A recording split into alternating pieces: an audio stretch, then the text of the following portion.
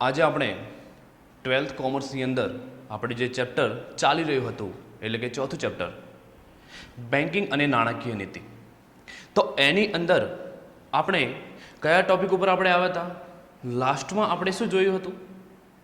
તો એના પછીનો જે ટોપિક આવે છે કે વેપારી બેંકના ગૌણ કાર્યો વિશે આપણે હવે સમજવાનું છે. એટલે કે આના પહેલા વેપારી બેંકના મુખ્ય કાર્યો વિશે આપણે સમજી ગયા. તો ચલો હવે આપણે વેપારી બેંકના ગૌણ કાર્યો કયા કયા છે એના વિશેની આપણે ચર્ચા કરીએ.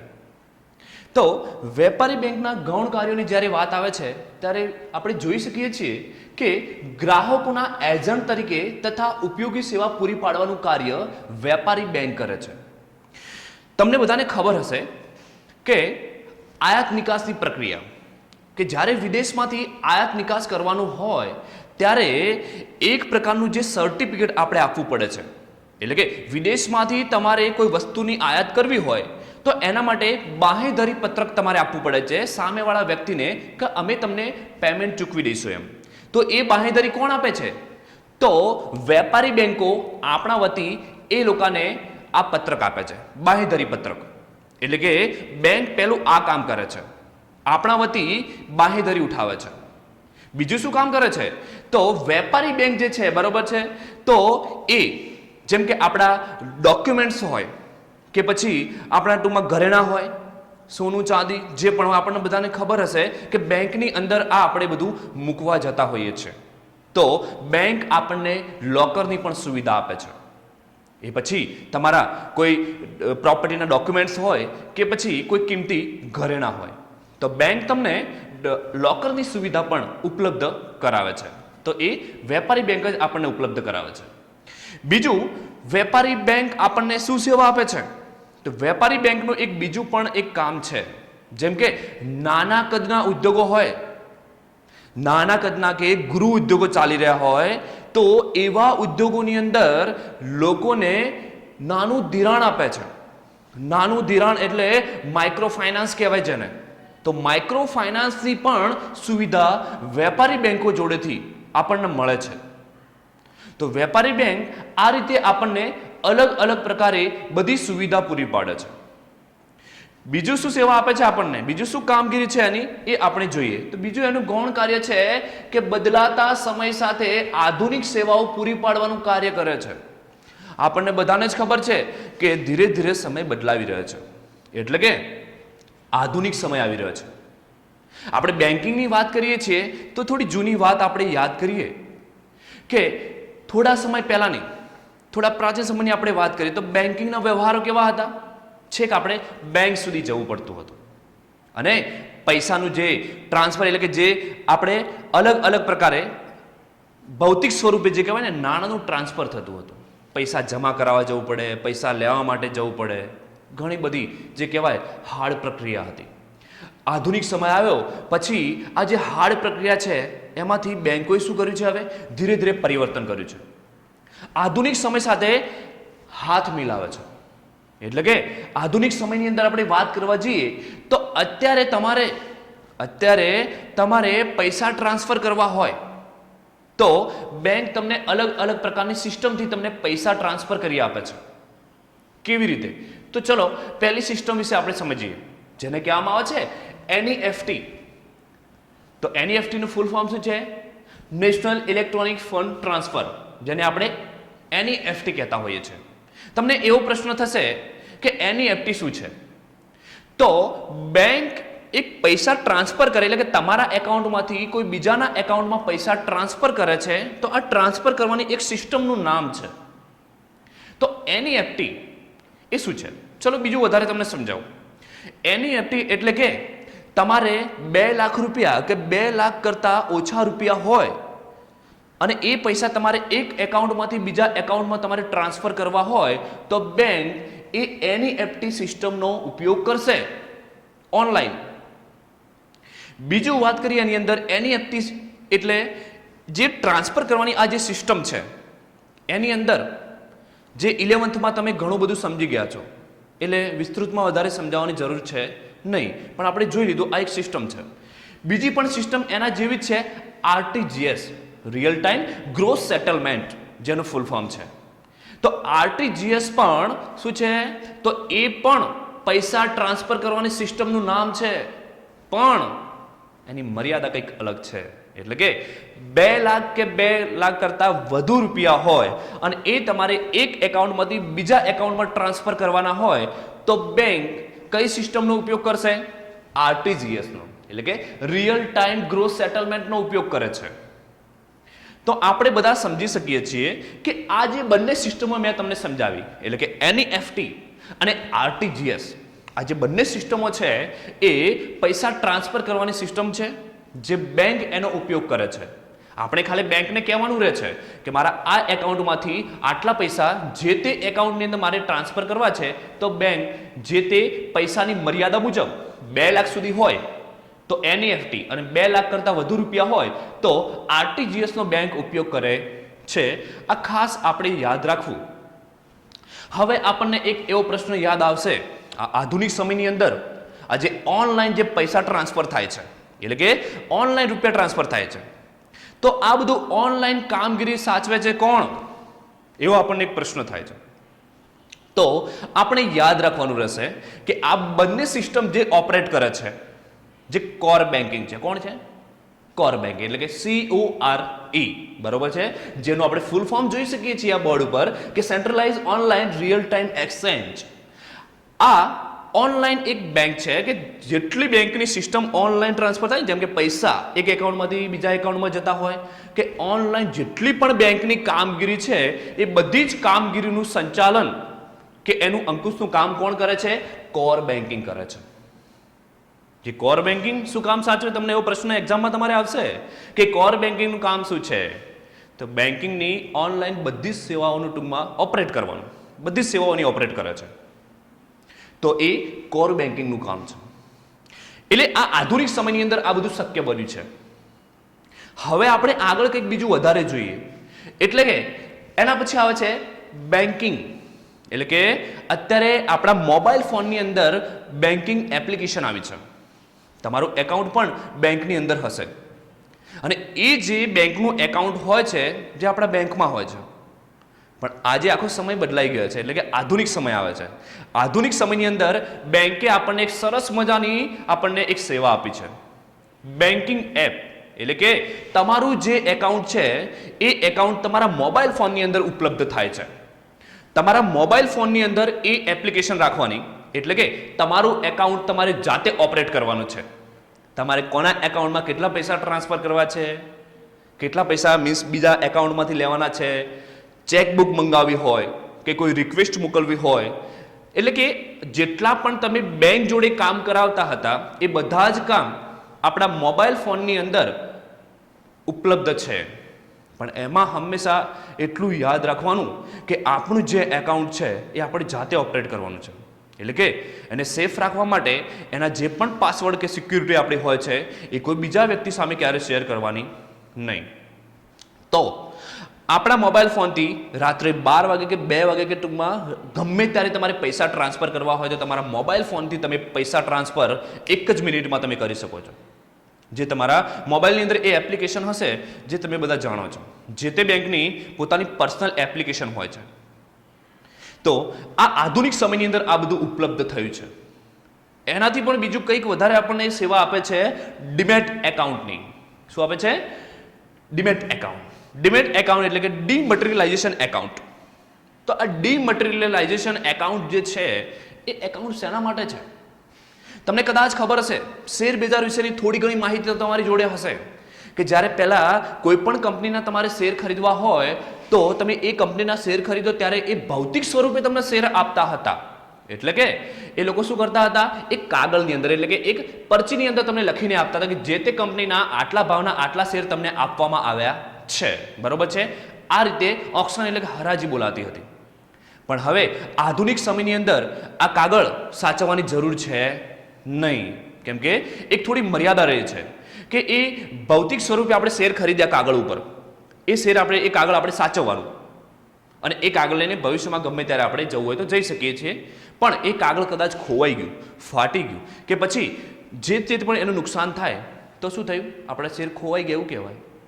પણ આજના સમયમાં આવું છે નહીં.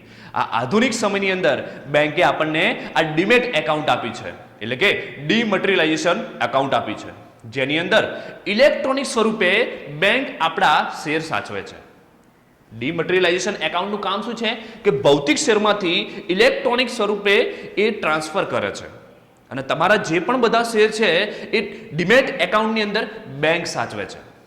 હા, એ એકાઉન્ટ તમારે જાતે ઓપરેટ કરવાનું છે કે કેટલા શેર વેચવા છે, કેટલા શેર ખરીદવા છે, એ જાતે આપણે નક્કી કરવું પડે છે. પણ આ ડીમેટ એકાઉન્ટ જે છે એ બેંક આપણને સેવા આપે છે, જેમાં શેર, ડિબેન્ચર, બોન્ડ કંઈ પણ હોય, બરોબર છે, શેર બજારને લગતા કંઈ પણ જામીનગીરી, જેટલી પણ જામીનગીરીઓ હોય છે, બધી જ જામીનગીરીઓ એટલે કે એ બધું સાચવી શકાય છે. તો આજના સમયની અંદર એટલે કે આધુનિક સમયમાં બેંક આપણને આ રીતે ડીમેટ એકાઉન્ટની પણ સર્વિસ આપણને આપે છે. ખરેખર ખૂબ જ એક સારી બાબત કહેવાય. તો આપણે વાત કરી કે વેપારી બેંકોના ગૌણ કાર્યો વિશે આપણે સમજ્યા. તો વેપારી બેંકોના જે ગૌણ કાર્યો છે એ ત્યાં ફિનિશ કરીએ છીએ અને હવે આપણે એક નવા ટોપિક ઉપર આપણે પ્રયાણ કરીએ છીએ, એટલે કે ભારતમાં વેપારી બેંકોનું અસ્તિત્વ. તો તમને બધાને ખબર છે કે ભારત દેશની અંદર 1991 પછી એટલે કે 1991 ની અંદર આર્થિક સુધારા થયા અને આ જે આર્થિક સુધારા થયા એના પછી ભારત દેશની અંદર આ ખાનગી બેંકોનું અસ્તિત્વની શરૂઆત થઈ, એટલે કે ખાનગીકરણ થયું 1991 ની અંદર. એના પછી પ્રાઇવેટ બેંકો, આ વેપારી બેંકો માર્કેટની અંદર અસ્તિત્વમાં આવી. એના પછી જે આપણે કહી શકીએ કે એના પહેલાનો એક ધારો છે કે 1934ના જે ધારા મુજબ જે કહેવામાં આવે છે કે 1934ના ધારા મુજબ જે બેંકો અસ્તિત્વમાં આવી છે અને જે બેંકો આરબીઆઈના નિયમો પ્રમાણે એટલે કે આરબીઆઈના હસ્તક એ બેંકો જોડવામાં આવી હતી. એ ધારા મુજબ આરબીઆઈના હસ્તક, રિઝર્વ બેંક ઓફ ઇન્ડિયા, એના હસ્તક એ બેંકો બધી જોડાઈ હતી. એ તમામ પ્રકારની બેંકોને શેડ્યુલ બેંકો કહેવામાં આવે છે. શું કહેવામાં આવે છે? 1934ના ધારા મુજબ આરબીઆઈ સાથે જોડાયેલી જે પણ બેંકો છે એ તમામ પ્રકારની બેંકોને શેડ્યુલ બેંક કહેવામાં આવે છે. અત્રે યાદ રાખવું. બીજું આપણે આગળ જોઈએ છીએ કે એ શેડ્યુલ બેંકો વિશે આપણે વિસ્તૃતમાં થોડી ચર્ચા કરીએ. શેડ્યુલ બેંકો કઈ કઈ છે? તો શેડ્યુલ બેંકમાં બે પાર્ટ પડે છે. એક પાર્ટ છે વેપારી બેંકો અને બીજો પાર્ટ આવે છે સરકારી બેંકો. તો આપણે જોઈએ કે વેપારી બેંકો અને સહકારી જે બેંકો છે એમાં વેપારી બેંકોમાં પણ 4 પ્રકાર પડે છે. 4 પ્રકાર કયા કયા છે? એક તો જાહેર ક્ષેત્રની વેપારી બેંકો હોય છે, બીજું હોય છે ખાનગી ક્ષેત્રની વેપારી બેંકો હોય છે, એના પછી આવે છે ભારતમાં કામ કરતી વિદેશી બેંકો હોય છે અને પ્રાદેશિક ગ્રામીણ બેંકો હોય છે. એટલે કે આ રીતે અલગ અલગ પ્રકાર પાડવામાં આવે છે બેંકોના. તો આપણે એના વિશે આપણે ચર્ચા કરી, પણ વિસ્તૃતમાં હવે આપણે ચર્ચા કરવાની છે. જે નેક્સ્ટ ટોપિક આપણો છે મધ્યસ્થ બેંક. મધ્યસ્થ બેંક કોને કહેવાય? તો એક વાત યાદ રાખવી કે વિશ્વની અંદર જેટલા પણ દેશો આવેલા છે એ દરેક દેશની અંદર એક મધ્યસ્થ બેંક હોય છે અને એ મધ્યસ્થ બેંક આખા દેશનું આ બેંકોનું સંચાલન કરે છે. એ આપણે યાદ રાખવું. આપણા ભારત દેશની અંદર પણ આ મધ્યસ્થ બેંક કઈ છે એના વિશે વિસ્તૃતમાં આપણે પછી સમજવાના છીએ. પણ એના પહેલા આપણે મધ્યસ્થ બેંકની વાત કરીએ કે એની કામગીરી શું છે તે, બરોબર છે? તો મધ્યસ્થ બેંક જે છે એ દેશની અંદર રહેલી જેટલી પણ બેંકો છે એ બધી જ બેંકોનું સંચાલન કરે છે, એનું નિયમન કરે છે, એ બધી જ બેંકો ઉપર ટૂંકમાં અંકુશ રાખવાનું કામ કરે છે. એ બેંકોને જે જરૂરિયાત પ્રમાણે ગાઈડલાઇન્સ પણ આપે છે, એમને સમય સાથે એમને એક પ્રકારની સહાય પણ કરે છે. એટલે કે આ સર્વશ્રેષ્ઠ બેંક કહેવાય કે જે બેંકોની બેંક એટલે કે મધ્યસ્થ બેંક. બેંકોની બેંક એટલે મધ્યસ્થ બેંક. તો આપણા ભારત દેશમાં પણ મધ્યસ્થ બેંક છે જે આવી કામગીરી કરી રહી છે.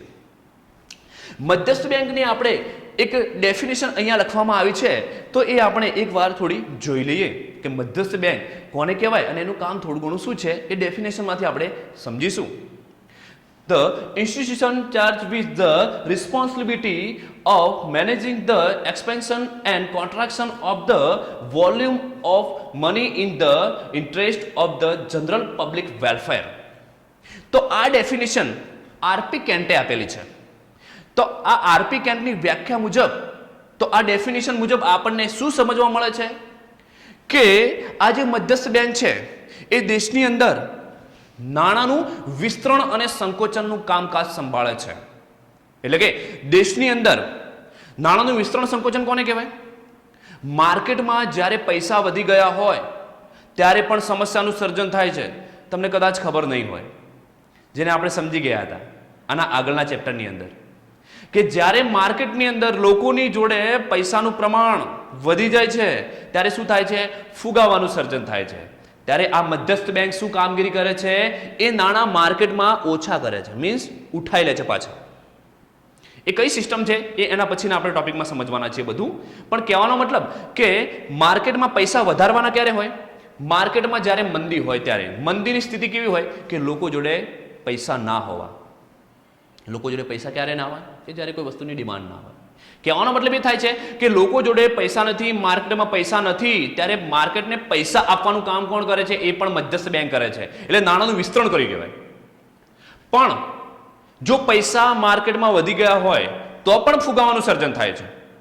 તો એ ફુગાવાને કંટ્રોલમાં કરવા માટે એ બેંક એટલે કે મધ્યસ્થ બેંક એની જે તે નાણાકીય નીતિનો ઉપયોગ કરી અને એ બધા પૈસા માર્કેટમાંથી ઉપાડી લે છે પાછા. એટલે કે નાણાંનું સંકોચન કર્યું કહેવાય. એટલે ઓટોમેટિક એ ફુગાવો કંટ્રોલમાં આવી જાય છે.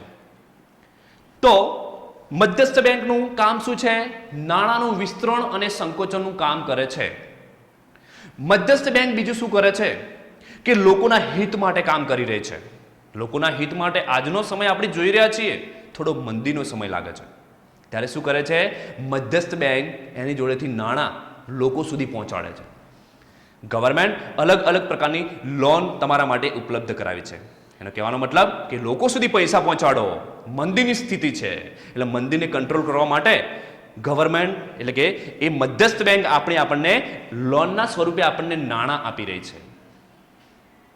તો વિદ્યાર્થી મિત્રો, આપણે એની અંદર નાણાંનું વિસ્તરણ અને સંકોચન સમજ્યા. આ બધું જાહેર હિત છે. બધા જ લોકોનું હિતનું કામ કોણ સંભાળે છે? તો મધ્યસ્થ બેંક કામ સંભાળે છે. તો બીજું એની અંદર આપણે જોઈએ છીએ અર્થતંત્રની અંદર આર્થિક સ્થિરતા લાવવા માટેનું કામ કરે છે. જે અત્યારે આપણે ટોપિક સમજી ગયા એ જ આર્થિક સ્થિરતા કોને કહેવાય. તો એક વાત આપણે યાદ રાખવી કે માર્કેટની અંદર ના પૈસા વધવા જોઈએ કે ના પૈસા ઘટવા જોઈએ. જો માર્કેટમાં પૈસા ઘટી જાય તો મંદી અને માર્કેટમાં પૈસા વધી જાય તો ફુગાવો. આ બંને સ્થિતિને કંટ્રોલમાં એટલે કે આર્થિક સ્થિરતા લાવવા માટેની કામગીરી કરે છે મધ્યસ્થ બેંક કરે છે. હવે તમને કદાચ ખબર પડી ગઈ હશે. તો બીજી આપણે વાત કરીએ છીએ કે આ બધું જે છે એ જાહેર હિત છે. તો આ બેંક જાહેર હિતની કામગીરી કરી રહી છે. ત્યારથી મિત્રો આપણે જોવાનું છે એ કે મધ્યસ્થ બેંકની કામગીરી કઈ કઈ હતી. તો આ મધ્યસ્થ બેંક આપણા ભારત દેશમાં પણ એક છે. અને એ કઈ બેંક છે એ હું તમને એના પછીના લેક્ચરમાં તમને સમજાવવાનો છું. એના મુખ્ય કાર્યો છે, એના ગૌણ કાર્યો છે, એ પણ આપણે સમજવાના છે. એટલે આપણે કહેવાનો મતલબ એ થાય છે કે મધ્યસ્થ બેંકની કામગીરી કઈ કઈ હતી એના વિશે આપણે સંપૂર્ણ સમજી ગયા છીએ.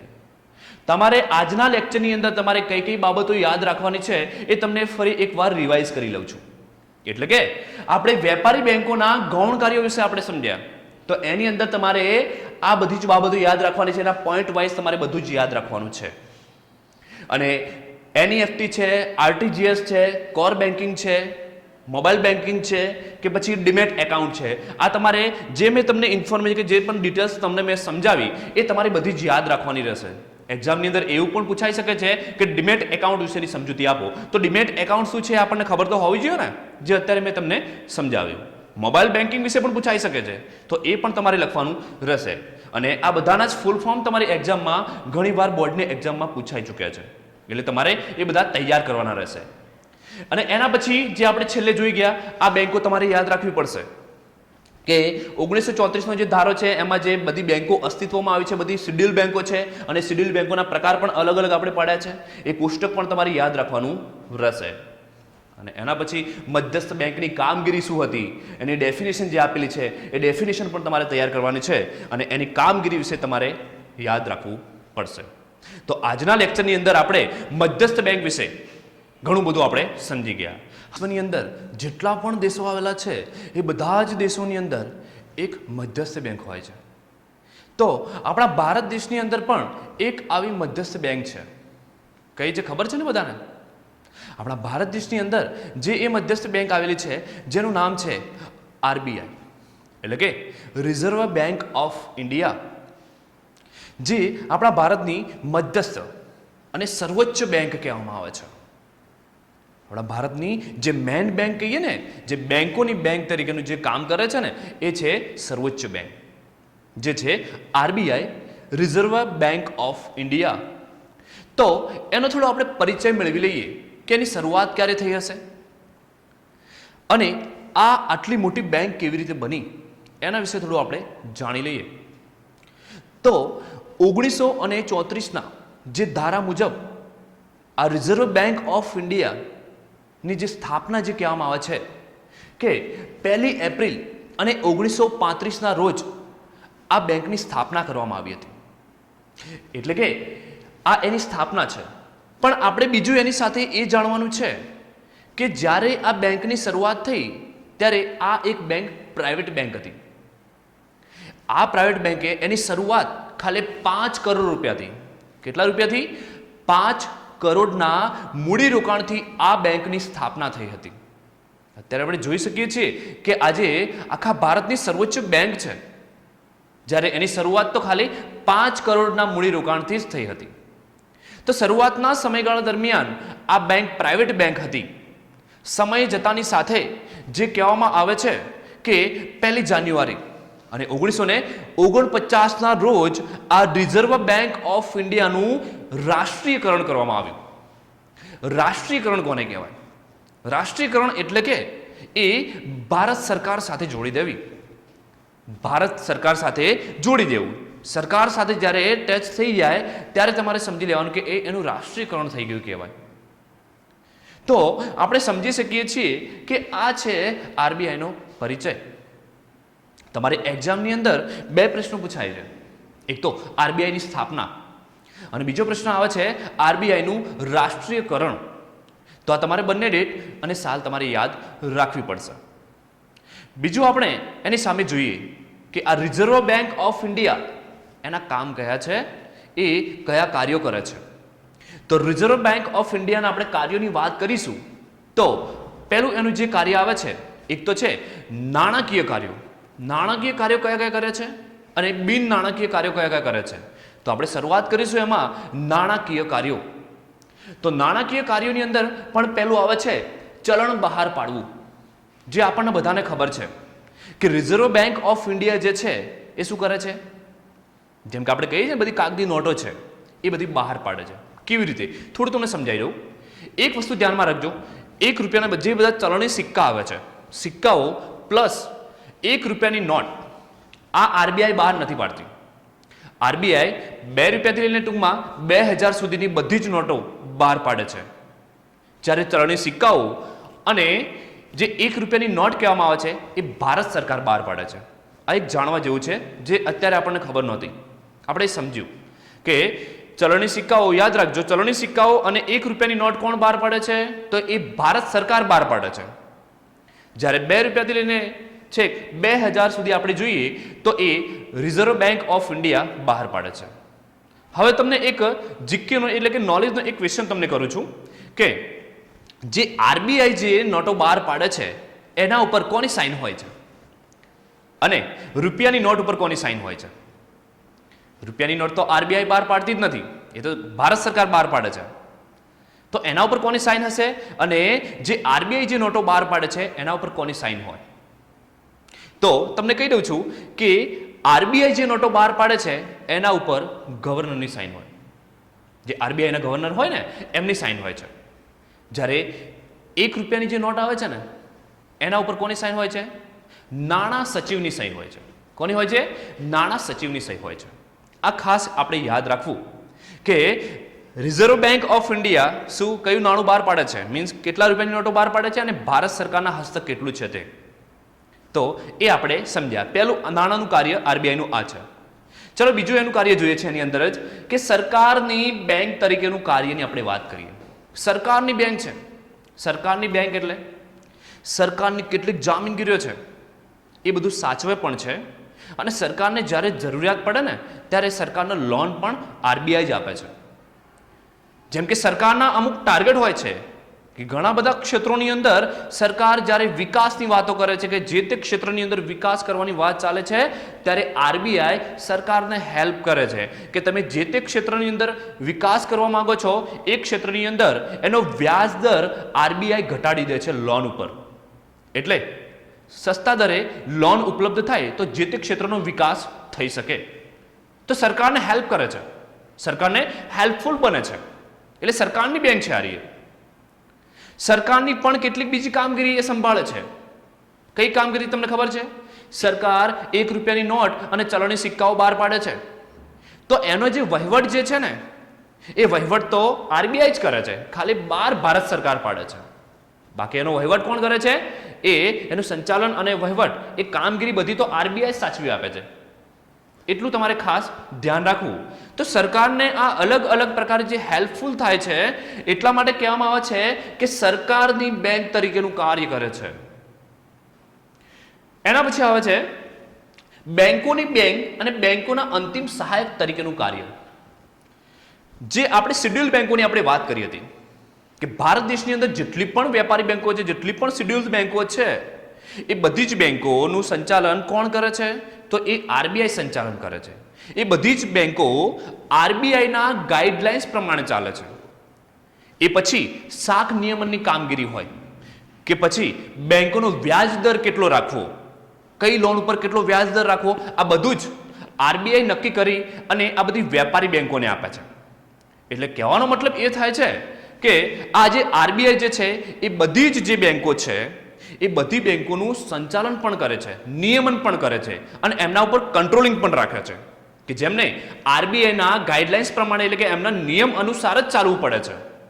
એટલા માટે કહેવામાં આવે છે કે બેંકોની બેંક તરીકેનું કાર્ય કરે છે. અને બીજું કહેવામાં આવ્યું છે કે અંતિમ સહાયક તરીકેનું કાર્ય. તમને કદાચ ખબર હશે કે અર્થતંત્રમાં એવો સમય આવે છે જેમાં નાણાકીય કટોકટી સર્જાય છે. તો નાણાકીય કટોકટી કોને કહેવાય? નાણાકીય કટોકટી એટલે પૈસા ના હોવા, માર્કેટની અંદર પૈસા ના હોવા, બેંકની અંદર પૈસા ના હોવા, આ સ્થિતિને નાણાકીય કટોકટી કહેવામાં આવે છે. તો પછી એ જે વેપારી બેંકોની અંદર આ નાણાકીય કટોકટી સર્જાય તો એ બેંકો બંધ થઈ જવાનો પણ ડર રહેલો હોય છે. ત્યારે આ આરબીઆઈ શું કરે છે? એમને સહાય કરે છે, એમને હેલ્પ કરે છે, એમને નાણાં પૂરા પાડી અને એ બેંકને બંધ થવા દેતી નથી. એટલે કહેવાનો મતલબ શું થાય છે કે જેટલી પણ શેડ્યુલ એટલે કે વેપારી બેંકો છે એ બધી જ બેંકોને આ સંકટ સમયે પણ હેલ્પફુલ બનનારી એ આરબીઆઈ બેંક છે. એટલા માટે કહેવામાં આવે છે કે બેંકોની બેંક અને બેંકોના અંતિમ સહાયક તરીકેનું કાર્ય આરબીઆઈ કરે છે. એનું એ પણ કાર્ય છે. બીજું આપણે આગળ જોઈએ છીએ એના પછી શાખ નિયમનની કામગીરી. શાખ નિયમનની વાત આપણે આના આગળના લેક્ચરમાં ઘણી બધી આપણે કરી છે.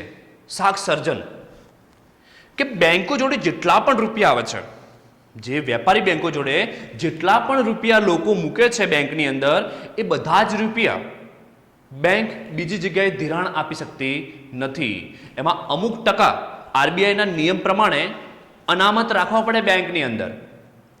તો એ શાખ નિયમનની જે કામગીરી છે ને એ પણ આરબીઆઈ જ કરે છે. એની જે ટકાવારી હોય છે ને કે આટલા ટકા વેપારી બેંકોએ એની જોડે આટલા પૈસા અનામત રાખવા, તો એ ટકાવારી કોણ નક્કી કરે છે? એ ટકાવારી પણ આરબીઆઈ જ નક્કી કરે છે. એટલા માટે કહેવામાં આવે છે કે શાખ નિયમનની કામગીરી પણ આરબીઆઈ કરે છે. બીજું એના આગળ આપણે જોઈએ છીએ કે વિદેશી હુંડિયામણની જાળવણીનું કાર્ય કરે છે. વિદેશી હુંડિયામણ એટલે ડોલર, જેને આ વિદેશી હુંડિયામણ કહેવામાં આવે છે.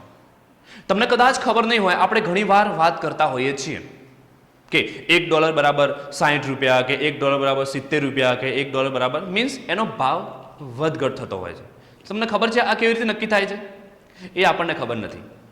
તમને ટૂંકમાં ખાલી સમજાવી દઉં છું, કેમ કે એ પછી તમારે પાછળના ચેપ્ટરોની અંદર વિસ્તૃતમાં તમારે સમજવાનું છે. એટલા માટે તમને એક જ લાઈનમાં સમજાવી દઉં કે તમને એવો ક્વેશ્ચન થાય કે $1 બરાબર $1 ક્યારે થશે? તો $1 બરાબર $1 ત્યારે જ થશે કે ભારત દેશની અંદર જેટલા રૂપિયા છે ને, એક્ઝામ્પલ 5 લાખ કરોડ રૂપિયા ભારત દેશની અંદર છે, તો 5 લાખ કરોડ ડોલર પણ ભારતમાં હોવા જોઈએ ઇક્વલ. બંને ઇક્વલ થશે ને ત્યારે $1 બરાબર $1 થાય. પણ ભારતની સ્થિતિ કેવી છે? ભારતની અંદર રૂપિયા વધારે છે, એટલે કે ઇન્ડિયન કરન્સી વધારે છે, જ્યારે ડોલરનું પ્રમાણ બહુ ઓછું છે આપણા ભારત દેશની અંદર. એટલે શું થાય છે? એનું મૂલ્ય વધારે હોય છે. એટલે આ ડીપમાં જ્યારે આપણે સમજીશું ત્યારે તમને બધાને ખબર પડશે. પણ કહેવાનો મતલબ શું થાય છે કે આરબીઆઈ મહત્વનું કામ એ કરે છે કે જો ભારતના રૂપિયાનું મૂલ્ય તમારે સાચવી રાખવું હોય, અને સાચવવું જ પડે, જો ભારતના રૂપિયાનું મૂલ્ય આપણે ના સાચવી રાખીએ તો આપણી કરન્સી આપણે જોઈ શકીએ છીએ આપણું કરન્સીનું મૂલ્ય બહુ નીચું જતું રહે. એવું પણ થઈ શકે કે $1 બરાબર ટૂંકમાં ₹100 કે $150 પણ થઈ શકે છે, જો આરબીઆઈ આ સ્થિતિ ના જાળવે તો થાય. એટલે આરબીઆઈ શું કરે છે? ભારત દેશની અંદરથી $1 નો પણ વપરાશ કરવો હોય તો આરબીઆઈની પરમિશન લેવી પડે છે. જ્યાં યોગ્ય જગ્યાએ આરબીઆઈને લાગે કે આ જગ્યાએ ટૂંકમાં આયાત કરવા જેવી છે તો જ આયાત ઉપર પરમિશન આપીને ત્યાં ડોલર આપે છે આરબીઆઈ. બાકી જેમ કે મોસ્ટ ઓફની ચીજ વસ્તુઓ છે, અલગ અલગ પ્રકારની ઘણી બધી ચીજ વસ્તુઓ જે આપણા માટે આપણે કહીએ છીએ, એ વસ્તુઓ પાછળ આરબીઆઈ ડોલર ખર્ચ કરવા દેતી નથી. એટલા માટે તમને કદાચ ખબર હશે કે તમે કદાચ ફોરેન રહેતા હોય, ફોરેનથી કદાચ તમારા પેરેન્ટ્સ કે ટૂંકમાં તમારા રિલેટિવ્સ ઘણા બધા રહેતા હશે, તો કદાચ ઘરે આવે ને ત્યારે એ લોકોનું એરપોર્ટ ઉપર ચેકિંગ થતું હોય છે. એટલે કહેવાનો મતલબ શું થાય? પરમિશન વગરની વસ્તુ કોઈ પણ બેગમાં હોવી જોઈએ નહીં. ત્યાં જ એ લોકો બધી વસ્તુ જપ્ત કરી દેતા હોય છે. કેમ? કેમ કે તમે આરબીઆઈને પૂછ્યા વગર ટૂંકમાં ત્યાં ડોલરનો ખર્ચ કર્યો છે, એટલે એ વસ્તુ ઇન્ડિયાની અંદર એન્ટર થઈ શકે નહીં. ત્યાં ચેકિંગ થઈ જાય, એ લોકો ટૂંકમાં ત્યાં જ વસ્તુ જપ્ત કરી દે છે. એટલે કહેવાનો મતલબ શું છે કે અમુક ચીજ વસ્તુને બાદ કરીને બાકી બધી જ વસ્તુઓ ઉપર આરબીઆઈ પરમિશન આપતી નથી. કેમ? આરબીઆઈ કેમ આવું કરે છે? કેમ કે આરબીઆઈ ભારત દેશની અંદર ડોલર સાચવવા માંગે છે. જો ડોલરનું પ્રમાણ ભારત દેશની અંદર વધારે હશે તો જ રૂપિયાનું મૂલ્ય વધશે, બાકી રૂપિયાનું મૂલ્ય વધશે નહીં. એટલા માટે આ મહત્વનું કાર્ય આરબીઆઈનું છે કે ડોલરનું જાળવણી કરવાનું છે. એટલે કહેવાનો મતલબ કે વિદેશી હુંડિયામણની જાળવણી કરવાનું કાર્ય એ આરબીઆઈ કરે છે. બીજું આપણે થોડું આગળ જોવાનું છે એના પછી કે આરબીઆઈના આ આપણે જે જોઈ ગયા એ બધા નાણાકીય કાર્યો હતા. હવે આપણે જે કાર્યો સમજવાના છે બિન નાણાકીય કાર્યો, એટલે કે બીજા પણ કેટલાક કાર્યો આરબીઆઈ કરે છે. તો બિન નાણાકીય કાર્યોની અંદર આપણે જોઈશું કે પહેલી જ વાત છે કે નિયમન અને દેખરેખની કામગીરી.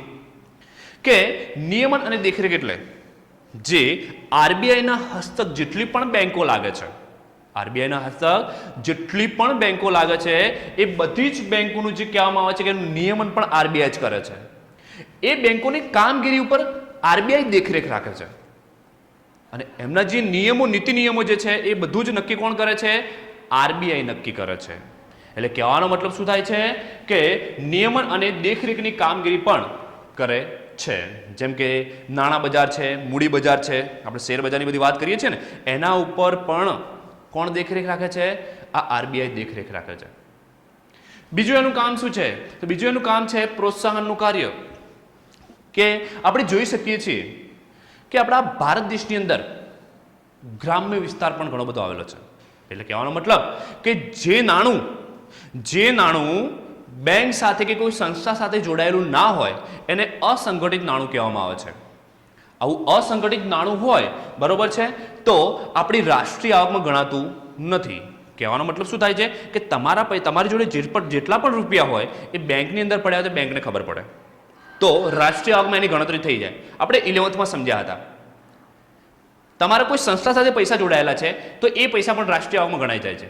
પણ અમુક એવા પૈસા એટલે કે એવા રૂપિયા તમારી જોડે હોય છે કે જે કોઈ સંસ્થાને કે કોઈ બેંકને ખબર હોતી નથી, તો એ નાણાંને અસંગઠિત નાણું કહેવાય. તો અસંગઠિત નાણું હોય તો એ બેંકને ખબર પડતી નથી, એટલા માટે એ જે નાણું છે એ રાષ્ટ્રીય આવકમાં ગણાતું નથી. કહેવાનો મતલબ એ થાય છે કે અત્યારે આરબીઆઈ શું કરી રહી છે? આરબીઆઈ બને ત્યાં સુધી બધા લોકોને ગાઈડલાઇન્સ બહાર પાડે છે, બધા લોકોને સમજાવે છે કે બેંકની અંદર એકાઉન્ટ ખોલાવી અને તમે બેંકની અંદર પૈસા મૂકો. એટલે કહેવાનો મતલબ કે એ રાષ્ટ્રીય આવકમાં પૈસા ગણાય. અસંગઠિત નાણું ઓછું થાય અને સંગઠિત નાણું વધે. એટલે આપણી રાષ્ટ્રીય આવકનો જે ખ્યાલ છે કે રાષ્ટ્રીય આવક જે છે સાચી આપણને મળે. એટલા માટે આપણે કહીએ છીએ આની અંદર કે આમ પ્રોત્સાહનના કાર્યો લોકોને પ્રોત્સાહન આપે છે આરબીઆઈ, કે તમે એકાઉન્ટ ખોલાવો. અમુક અલગ અલગ પ્રકારની યોજનાઓ બહાર પાડે છે આરબીઆઈ. એમ કરીને લોકો એકાઉન્ટ ખોલાવે અને બધા પૈસા એમના એકાઉન્ટમાં મૂકે, જેથી કરીને આરબીઆઈને ખબર પડે કે જે તે વ્યક્તિની આવક કેટલી છે. તો આ પ્રોત્સાહનના કાર્યો પણ જે કહી શકાય કે આરબીઆઈ કરે છે. આરબીઆઈ બીજા પણ પ્રોત્સાહનના કાર્યો ઘણા બધા કરે છે. જોઈએ એના પછી બીજું કયું આવે છે તો સમાવેશી વિકાસ માટેના કાર્યો પણ કરે છે. દેખો, ગ્રામ્ય અને શહેરી વિસ્તારની આપણે વાત કરીએ, જેમ કે શહેરી વિસ્તારની સમક્ષ જો ગ્રામ્ય વિસ્તારની આપણે વાત કરવા જઈએ તો આપણને બધાને ખબર છે કે ગ્રામ્ય વિસ્તારનો વિકાસ બહુ જ ઓછો છે અને શહેરી વિકાસ જે કહેવાય કે શહેરી વિસ્તારનો વિકાસ બહુ વધારે છે. એટલે કહેવાનો મતલબ શું થાય છે? અસમાનતાનું સર્જન થાય છે. આ અસમાનતાનું જે સર્જન છે બરોબર છે, એને ઘટાડવા માટે શહેરી વિસ્તાર જેટલો ગ્રામ્ય વિસ્તારનો પણ વિકાસ થાય એટલા માટે આરબીઆઈ શું કરે છે? દરેક ગ્રામ્ય વિસ્તારની અંદર બધી બેંકોને સલાહ આપે છે અને બધી બેંકોનું ગાઈડલાઇન્સ પ્રમાણે કે ઘણી બધી બેંકોનો વિસ્તાર કરો, ગ્રામ્ય વિસ્તારની અંદર ટૂંકમાં બેંકોનો વિકાસ કરો, કે જેથી કરીને બધા લોકોને સમજાવો, બેંકોના નિયમ અંગે સમજાવો, બેંકોની જે પણ યોજના હોય એના વિશે સમજાવો, બેંકો જે લાભ આપે છે લોકોને એના વિશે સમજાવો, કે જેથી કરીને એ લોકોનો વિકાસ થશે અને બેંકથી એ લોકો પરિચિત થશે. ભારત દેશની અંદર આજે પણ કેટલાક એવા લોકો છે કે જેમને બેંક વિશે કોઈ પણ નોલેજ નથી અને એ લોકોના બેંકમાં હજુ પણ એકાઉન્ટ ખોલાયા નથી. તો આ આરબીઆઈ બેંક શું કરે છે? તો આ બધા લોકો એકાઉન્ટ ખોલાવે, બેંકથી પરિચિત થાય અને બેંકોનો લાભ લઈ શકે. એટલા માટે આરબીઆઈ ગ્રામ્ય વિસ્તારની અંદર જઈને ત્યાં બેંકોની સ્થાપના કરે છે અને બેંકોનો વિકાસ કરે છે, કે જેથી કરીને ગ્રામ્ય વિસ્તારનો અને ગ્રામ્ય લોકોનો વિકાસ થાય. બીજી આપણે વાત કરીએ છીએ એની અંદર કે આમ ગ્રામ્ય અને શહેરી વિસ્તાર બંનેનો વિકાસ આગળ વધે અને જેથી કરીને દેશનો વિકાસ આગળ વધે એટલા માટેનું મહત્વનું કાર્ય જે કહી શકાય કે આરબીઆઈ આ કરે છે. તો આમ સમાવેશી વિકાસ માટેના કાર્યો પણ કરે છે.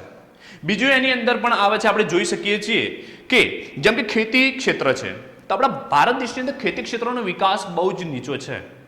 તો આરબીઆઈ યોજનાઓ અલગ અલગ બહાર પાડે છે કે ખેતી ક્ષેત્રમાં જે ધિરાણ આપવામાં આવે, જેમ કે ખેતી ક્ષેત્ર છે, નાના ક્ષેત્રના ઉદ્યોગો છે, ગૃહ ઉદ્યોગો છે, કુટીર ઉદ્યોગો હોય, તો આ નાના પાયાના જે બધા ઉદ્યોગો છે કે ખેતી ક્ષેત્ર છે એ બધામાં જો લોન લેવી હોય તો આરબીઆઈ એના ઉપર વ્યાજ દર બહુ જ નીચો રાખે છે.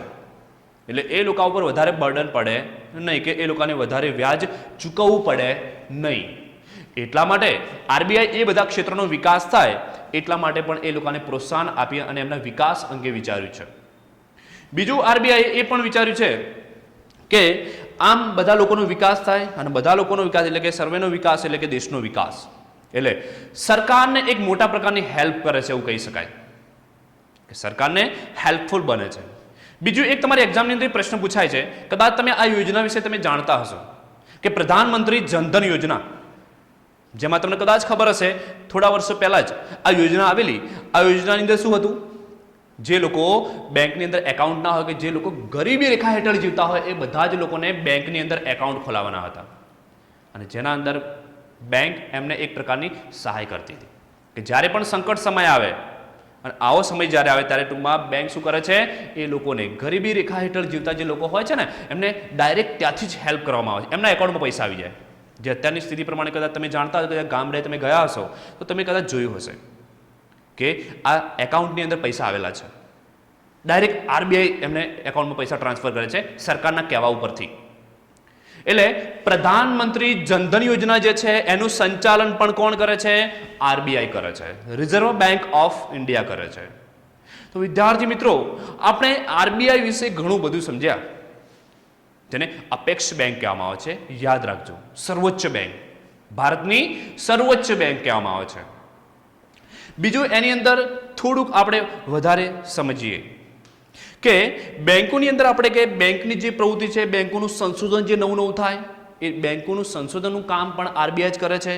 બીજું આપણે એની અંદર જોઈએ તો તમારે કોઈ પણ પ્રકારની આરબીઆઈની માહિતી તમારે મેળવવી હોય, આરબીઆઈના જે નિષ્ણાત લોકો છે જે એની અંદર કામ કરી રહ્યા હોય એમના લેખો છે, કે એમની જે તે પ્રકારની માહિતી હોય, યોજનાઓની માહિતી છે કે જે આરબીઆઈ સાથે જોડાયેલી હોય, તો એ તમામ પ્રકારની તમારે માહિતી મેળવવી હોય તો આરબીઆઈની વેબસાઇટ ઉપર જઈને તમે આ માહિતી તમે મેળવી શકો છો, અને જે સાચી માહિતી હશે.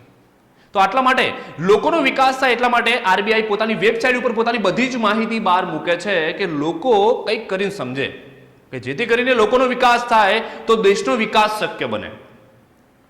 તો આપણે સમજ્યા કે દેશના વિકાસ માટે આરબીઆઈ કેટલું કામ કરી રહી છે અને સરકારને કેટલી હેલ્પફુલ થઈ રહી છે. તો એટલા માટે આપણે એને કહીએ છીએ બેંકોની બેંક, સર્વોચ્ચ બેંક, એટલે કે RBI reserve bank of India. તો આપણે રિઝર્વ બેંક ઓફ ઇન્ડિયાના કાર્યો આપણે સમજ્યા, બરાબર છે, એના નાણાકીય કાર્યો અને બિન નાણાકીય કાર્યો આપણે સમજ્યા. તો આ ટોપિક આપણે અહીંયા પૂર્ણ કરીએ છીએ. Thank you.